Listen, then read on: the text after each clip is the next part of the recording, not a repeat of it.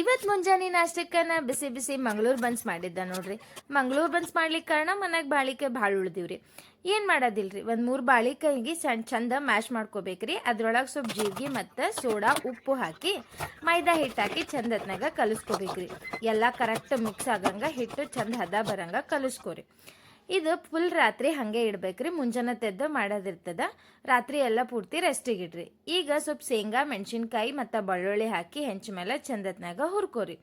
ಹುರ್ಕೊಂಡ್ಮೇಲೆ ಅದು ಒಂದು ಮಿಕ್ಸಿ ಜಾರ್ನಾಗ ಹಾಕಿ ಅದಕ್ಕೊಂದು ಸ್ವಲ್ಪ ಕೊತ್ತಂಬರಿ ಮತ್ತು ಹುಣ್ಸಿನ್ಕಾಯಿ ಹಾಕಿ ಅದ್ರದ್ದು ಪೇಸ್ಟ್ ರೆಡಿ ಮಾಡ್ಕೋರಿ. ಈಗೇನಿಲ್ರಿ, ರಾತ್ರಿ ನೆನ್ಸಿಟ್ಟಿದ್ದೇವಲ್ಲ ಹಿಟ್ಟು, ಅದ್ರದ್ದು ಸಣ್ಣ ಸಣ್ಣ ಉಳ್ಳಿ ಮಾಡಿಕೊಂಡು ದಪ್ಪ ಲಾಟಿಸ್ಬೇಕ್ರಿ. ಪೂರಿ ಹಂಗೆ ತೆಳ್ಳಗೆ ಲಾಟಿಸ್ಬಾರ್ದು, ಭಾಳ ದಪ್ಪ ಇರ್ಬೇಕ್ರಿ. ಬಿಸಿ ಬಿಸಿ ಎಣ್ಣೆಗೆ ಹಾಕಿ ಕರ್ದ್ರೆ ನಮ್ಮ ಮಂಗಳೂರು ಬನ್ಸು ಎಷ್ಟು ಚಂದ ಉಬ್ಬಿ ಹೊಂಟಾವ್ ನೋಡ್ರಿ.